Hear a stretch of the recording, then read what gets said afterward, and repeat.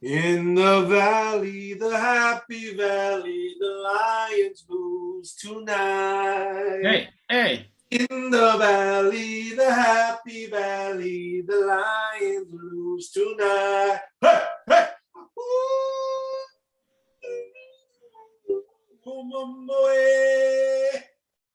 What's up? It's your boy Big Ranch coming to you once again from the shadow of the big house and the one, the only, Ann Arbor, Michigan, home of the Michigan Wolverines, who came out of Happy Valley in Pennsylvania victorious against the Nittany Lions in the game of American football. Gentlemen, I raise my glass first and foremost to a heck of a victory on the road. Holy smokes. Palpitations, tightening buttholes. What a day.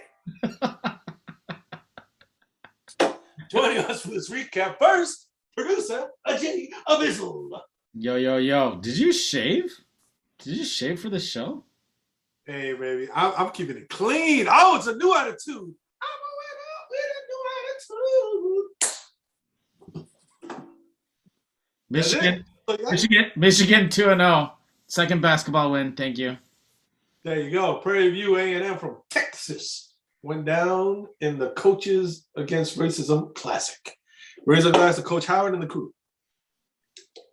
Next, joining us straight from watching a personal screening of the Marvel's Eternals, where he had to shield his children's eyes from just a horrible movie. Let's just be honest. The whole thing was horrible.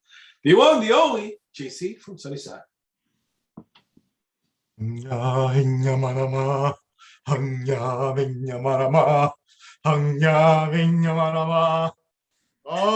Oh, Big Reg.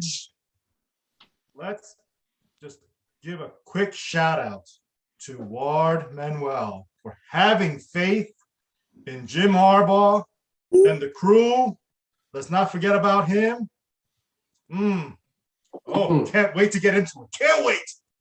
There you go. Holy smokes. You know, I think there's actual words that are being spoken in that part. We just don't know what they are. Anywho, next, joining us, he made a round trip to and from Stadium in Piscataway, New Jersey. The one, the only, Mr. Squarehead. I made it back, watched the game from my car. I have to admit, a win is a win, but we still have a lot of issues.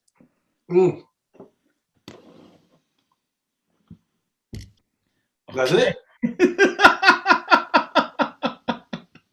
That's it? Sorry, I fell asleep. I'll bring up the issues during the show. This guy, he's pulling a Mr. Nameless Guest. And speaking of, our final member tonight is the one, the only Nameless Guest. Great to celebrate another Michigan victory. Square, there's a simple explanation for that, the brevity of that last intro. It's not a lot of material for the naysayers when you're 9-1. Oh.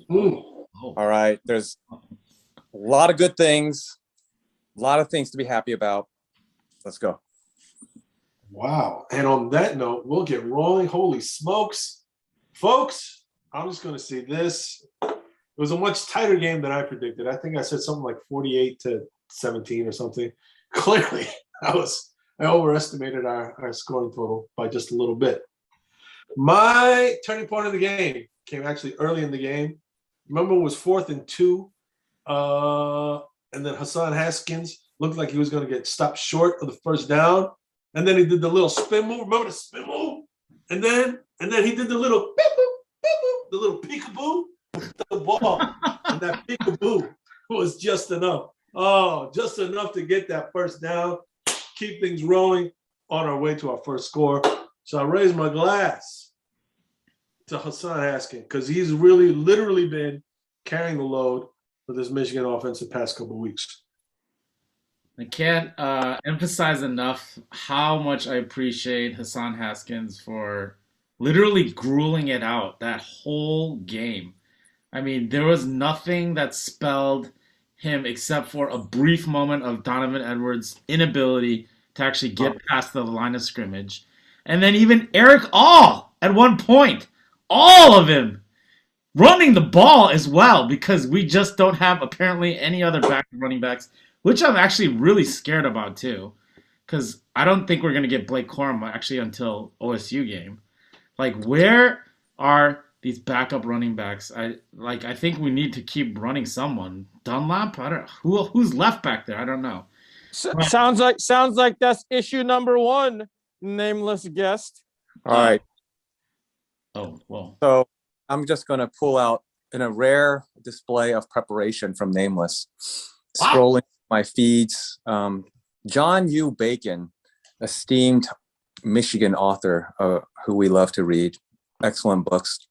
Many of you have probably read all of his works. Of course, comma, if UM had lost that game, Harbaugh's critics would be out in full force. Some are out after the 21-17 win. UM might have the unhappiest 9-1 fans in America. Kind of rings true, man. We should be celebrating. There are issues. Lots of teams have issues. Freaking Oklahoma lost. They've been kind of bumping along, and then their time finally came. Michigan showed grit. They didn't flinch. This is all culture instilled by H. Thank you, JC, for giving little props that are well-deserved. This Jim Harbaugh critic doesn't criticize Jim Harbaugh for being 9-1. That's not why I have started this hashtag fire Jim Harbaugh campaign. Head of the snake must go. It's because he stepped onto this campus promising championships, whether it's a Big Ten championship or it's a natty, and he's done jack squat. I don't care if we go 11-1. If we do not get a championship, then he's failed, because that's what he promised. And he gets paid millions and millions of dollars for that promise that he has failed to deliver. How many times has he beaten Ohio State since he walked on campus? How many times? Interesting. Exactly. Time. Wrong show for that. Exactly. He's done jack squat. I'm not saying 9-1 is a bad record. Give me any other coach. 9-1 is fantastic. But don't bring Jim Harbaugh saying we're the biggest critics of Jim Harbaugh, even if we're 9-1. Yeah, because he promised something that he hasn't delivered ever. That's why this critic, by hashtag fire Jim Harbaugh. Anyway, so back to the game analysis that we're supposed to be focusing on. I can't express to you enough how I am actually very appreciative that despite a lot of miscues, I mean, come on, offensive line getting like false starts like that. I can expect that a little bit because it's Happy Valley, right? It's an intense atmosphere. I thought a noon game would actually be like dulling it a little bit, but you could hear from TV that they were extremely loud as well. But just some of these miscues, I mean, wow. But hold up, producer JB, just hold up a second. Let's stay on a high for a little bit, okay? wow, Flip-flopping. You were just can I finish my comment? Thank you, I appreciate that. So, despite all these miscues, there was a growing sentiment throughout the game that, wow, like, we can still stay in this game and we can continue onwards. I mean, there was, ups and downs to it all, ups and downs. And even when they kicked that field goal to go up at the end of the game, because they got that turnover, because of the fumble recovery, honestly, I was like that seed of hope just stayed there. It just stayed there. And I was like, we still have 5 minutes left. And nothing that they've done on defense really they slowed us down a little bit, but we still were able to kind of move the ball. And then the Eric All, oh my gosh, the Eric All touchdown, I was just jumping around the whole room because it was like that tiny seed of hope just turned and it became something where I'm like, oh my gosh, like, I think we're going to win this game. I think we're going to win this game towards the end. It was difficult. There was moments where I was going to turn, but that little seed of hope just popped through, and now it's sprouted, And it's a little sapling. It's a little sapling of hope that's still continuing onwards. Can you stop with the little? Can you stop with the little? Enough already with the little. First of all, Squarehead, I want to be a fan. I want to be proved wrong.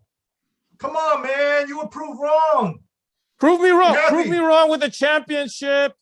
Be happy Prove me today. wrong with It the seems like you want to be proved championship. right. You want to be proved right that.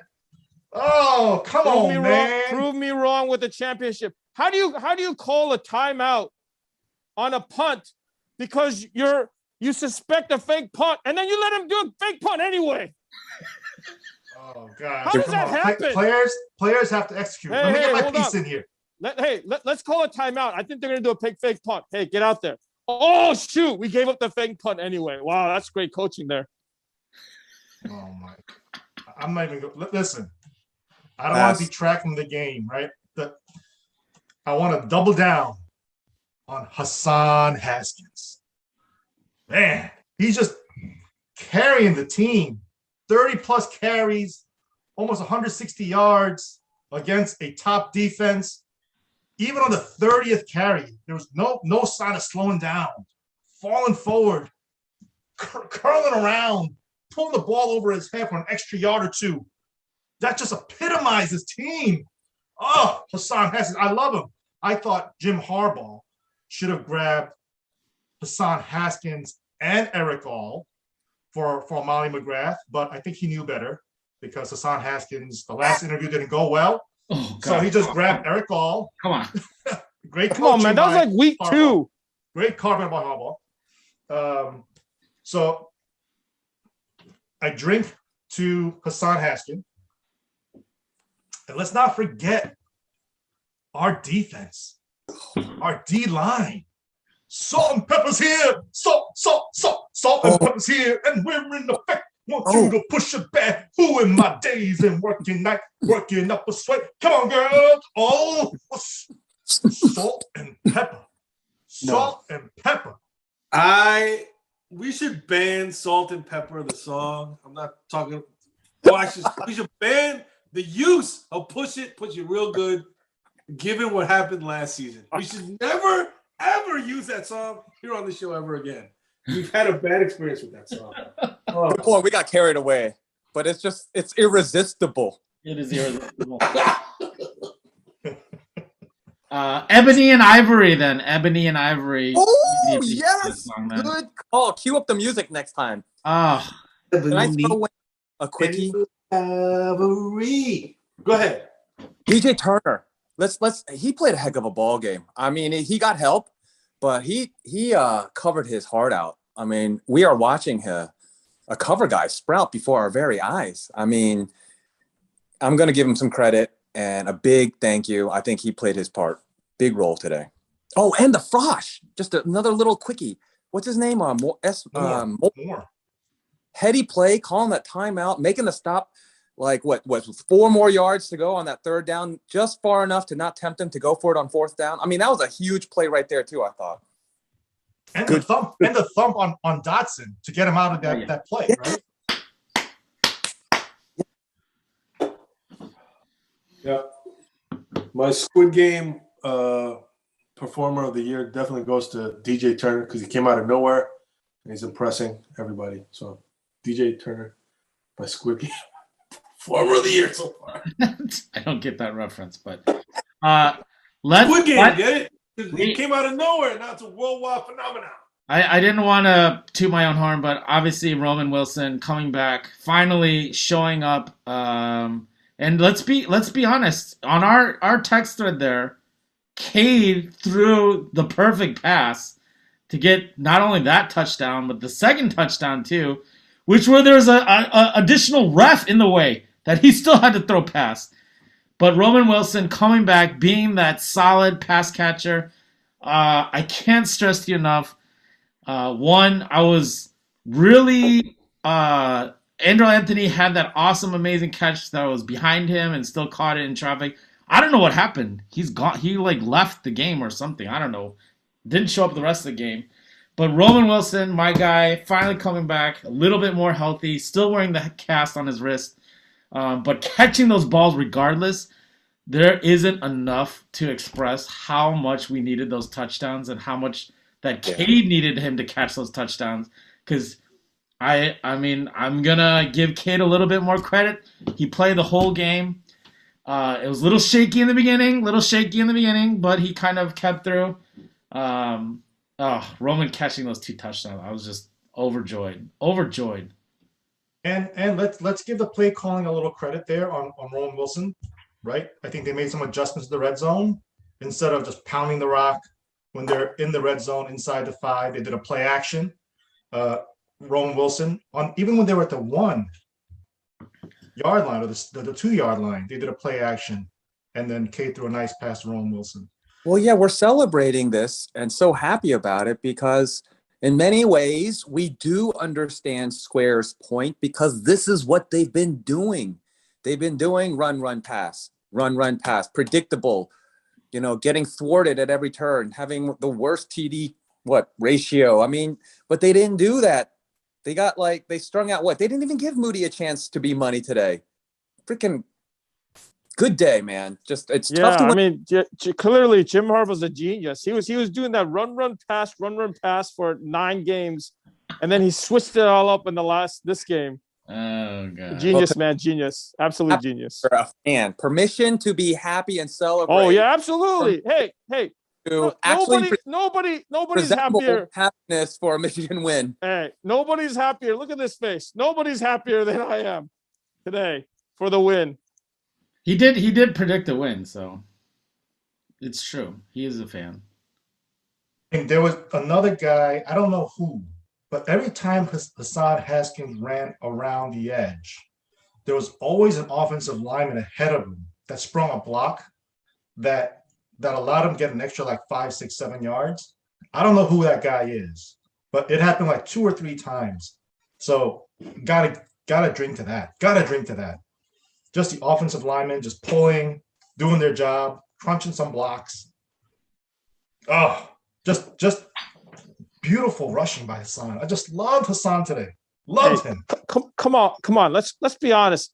If somebody were listening to you guys analyze this game without having watched the game, you guys make it sound like this game was in hand. Come on, you guys. This game was a toss-up, and we were all nervous down to the wire. This was not a game that was in our hand at any point, other than when we had the ball with 2 minutes left and we got that first down and the game was pretty much over. So I understand. We had Haskins had I think Haskins hands down MVP of this game, just like JB was MVP of a lot of our upper under games. Oh my god. But I'm just saying, let's slow our roll just a little bit here. Okay. This game was not in hand until the last couple of minutes. We were all nervous. So we won. A win is a win against a very good team away. Next game. Wow. What can we go into not after our praises, but also the challenges that were in this game?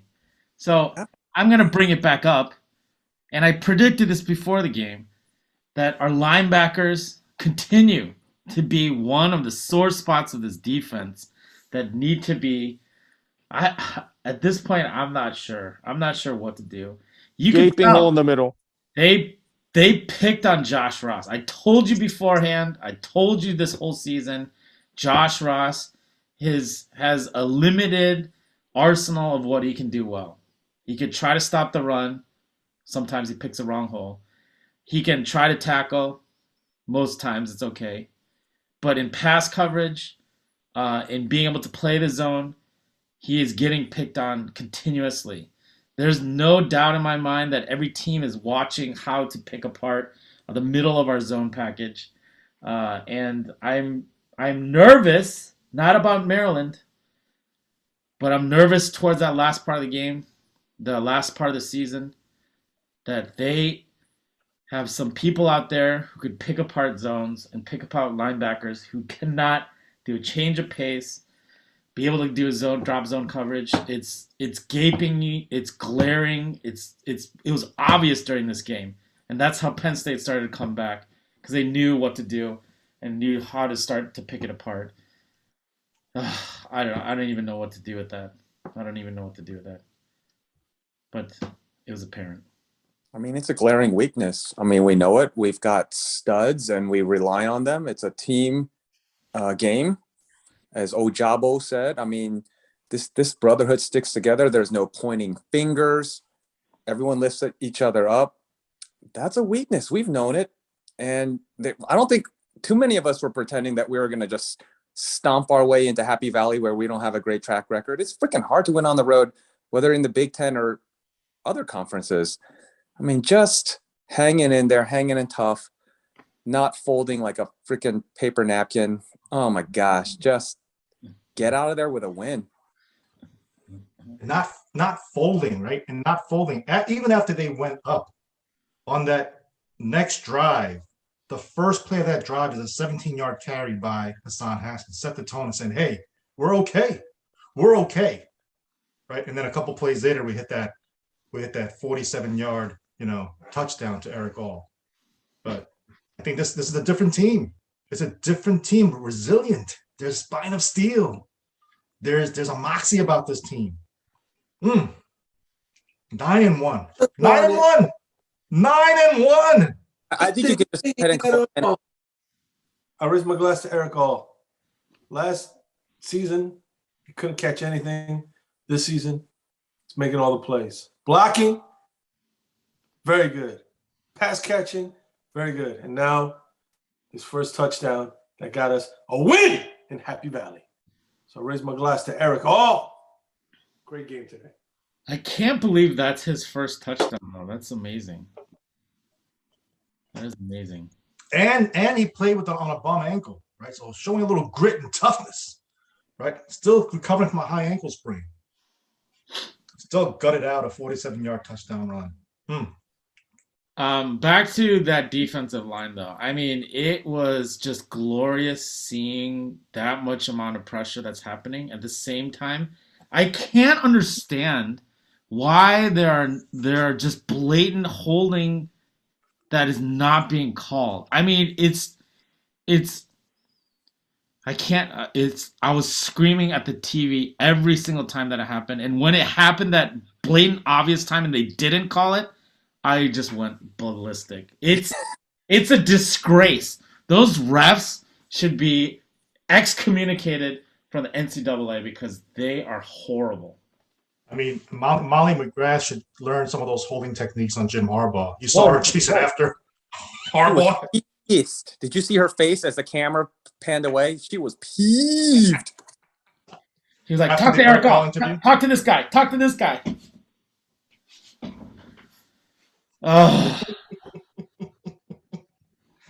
Oh, man. Just speaking of Molly McGrath, I don't know if you saw before the game, they panned to her accidentally. The jaw.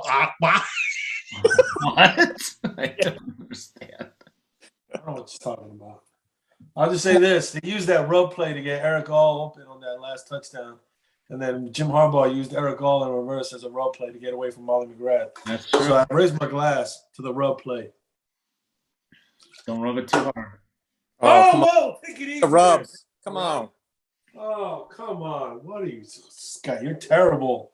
Holy smokes. It was funny seeing those two defenders basically knock each other out during that play. It was hilarious. Hey, we saw that happen to us too many times. I'm glad that we did it to somebody else, finally. Oh, you got annoyed, but what a game, what a game, what a game. I'm not going to lie. I did get a little nervous when they did take the lead with that little, sneaky field goal that barely made it past the left upright. But man, oh man, like you said, once we got the ball back and Hassan Haskins got back to work, I knew it was going to be okay. I knew it was going to be okay at that point. And then even when they got the ball back and they were trying to drive, I just knew that the defensive line was going to bring all the pressure and that Sean Clifford was not going to be able to withstand the punishment that they were dishing out. I mean, I'm not going to lie, I felt bad for Sean Clifford. I did. He was getting beat up. Holy smokes. Wow. Just pummeled. Holy cow. His left tackle it I felt bad for him because he just got no protection whatsoever, and he was just getting smashed by all our guys, which was also very glorious to see. So if Where's you my want to last? game flow and just like how you were feeling and confidence levels and all that, I actually think there was a stretch where there was a little bit of level of cautious confidence in that second half. But man, we really were pissing it away in that fourth quarter. Like we weren't moving the ball. We had every reason to think this sucks. Here we go again. 4 straight drives where we pretty much got nothing.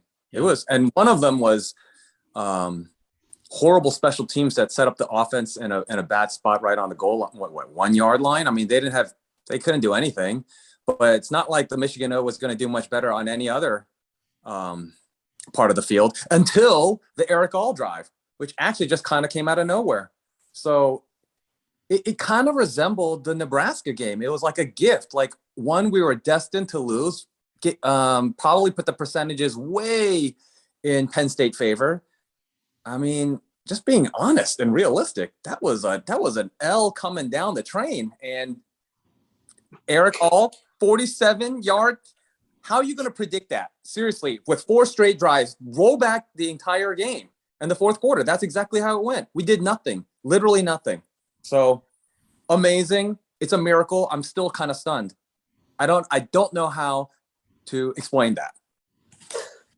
I would have to say that I mean, that's almost kind of like the MO of this like Josh Gaddis offense. If you could connect, if you can get players to execute, it could be explosive.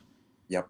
And for some reason, it's a struggle this year to get this to connect. And then once we see it connect, then you see this. I mean, yeah.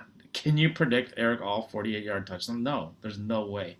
And yet when you watch that play, you see how well it's kind of, if it's executed correctly, they have defenders running into each other, and we don't get called for a pick, and all of a sudden we're scoring touchdowns.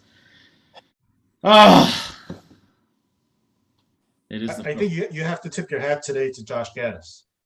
You know, he called a good game. Like we've kind of like, you know, give him a hard time in previous game, but this game he called a good game. So that Eric All play, the play action in the red zone, there was that one screen pass to Hassan Haskins where it was perfect, the perfect call when they were loading up the left side. So Gaddis, I give him props today. He made some fixes. He stuck with Hassan. He knew that Edwards wasn't going to spell him too much, so he said, you know what, enough of Edwards. Let's just stick with Hassan. So I tip my hat, you know, raise my glass to Gaddis. I mean, you think about the things that this offense has gone through this season. First game of the season, you lose your top receiver, team leader, Ronnie Bell. And then throughout the season, we've been dropping, various receivers have gone out with injuries. Now Blake Corum has missed the last 2 games with an injury. Eric All, our best tight end, missed the last game with injuries. Now finally coming back. So each game, it seems like there's been a new challenge that the offense has had to overcome. And I'm just glad that this offense is deep enough and resilient enough that we were able to, accomplish all these things despite the challenges that come with injuries. Sanistrill went out. Who else went out? Gosh, so many people went out. Cornelius, he had a drop, but then he also had that really nice catch and run, the 25-yard or 22-yard catch and run. I'm not gonna lie. Are you talking about the one where he got the first down? Where he went back? Yeah. Oh, and when he went backward, but yeah. Mm. Oh man! As soon as he went backward, I clenched up. I was like, oh. Same here. I was like, oh, he went backward. Oh. And then when he jumped over that, the lunge to trip him, I was like, whoo. Oh man, that could have been a bad play right there. That could have been a bad play. Just a quick word, DJ, since we're on him. I mean, he remains a bit frustrating because we know he's he's a little iffy and inconsistent with his catch percentage, but he makes just enough plays, just enough catches, move the chains, get a few chunk plays when we need them. Without that, I mean, I guess we could have a better guy, but that's who we have right now. And then I would just harken back to last year when everyone was trashing Eric All. You got to give some of these guys just another year of development. I mean, they're not all going to pan out, but Harbaugh called All one of the best tight end prospects he's ever seen. And we were like ridiculing him. All the Harbaugh haters were just piling on. And I mean, like, come on, give me a break. But All is showing out, and he had himself a whale of a game. And the tight end on the other side, we heavily recruited Theo. What's his name? Producer, I'm sure you know. Theo Johnson. Yes. Remember our hearts being broken when he didn't come to Michigan? I mean, come on. And like, I'm glad we had All on our side. No regrets. All day, all the time. Come on, producer JB, that's your go-to song at karaoke. Let's hear it. Come on, let's go. 'Cause I want it all, or nothing at all. There's no one left to fall when you reach the bottom. It's now or never. Is it Eric All catching those balls, running for those touchdowns? It was so sexy. Whoa, take it easy. Whoa, take it easy. What? Sorry about that. Oh my Just god. thinking of rub play again. Easy on the rub play. Come on. What? Don't rub it too hard. But anyways, The seed get bigger. that seed's getting a lot bigger now. What's going on right now? Holy smoke. Oh man, everybody's getting just crazy. We got a couple of comments from last video.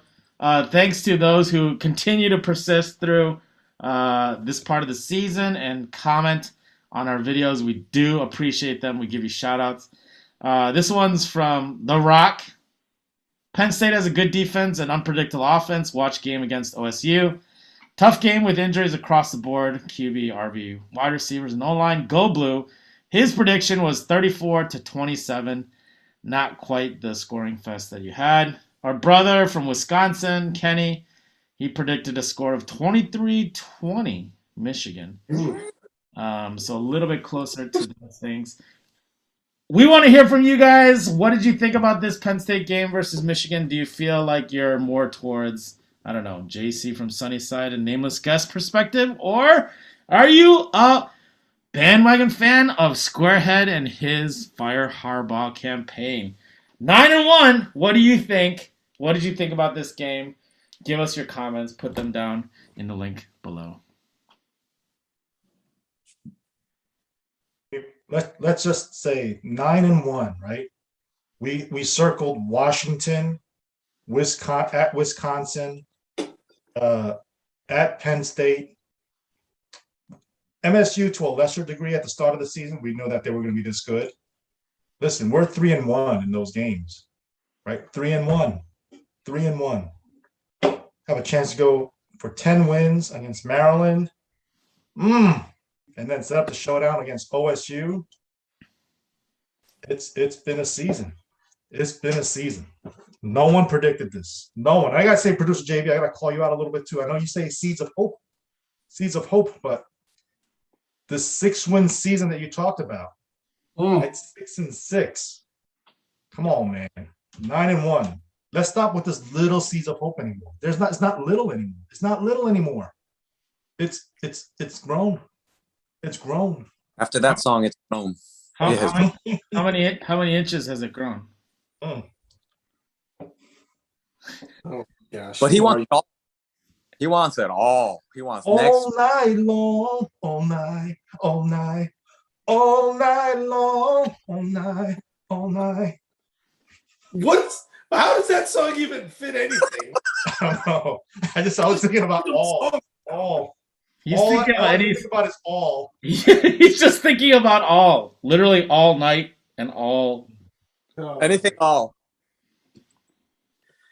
Oh, geez, oh Pete. I think Anywho, I think Squarehead fell asleep. I don't know what's going on over there. I think he did. It's all right though. It's all right. Oh man. Well, I'm not gonna lie. After this game, feeling pretty good about our chances.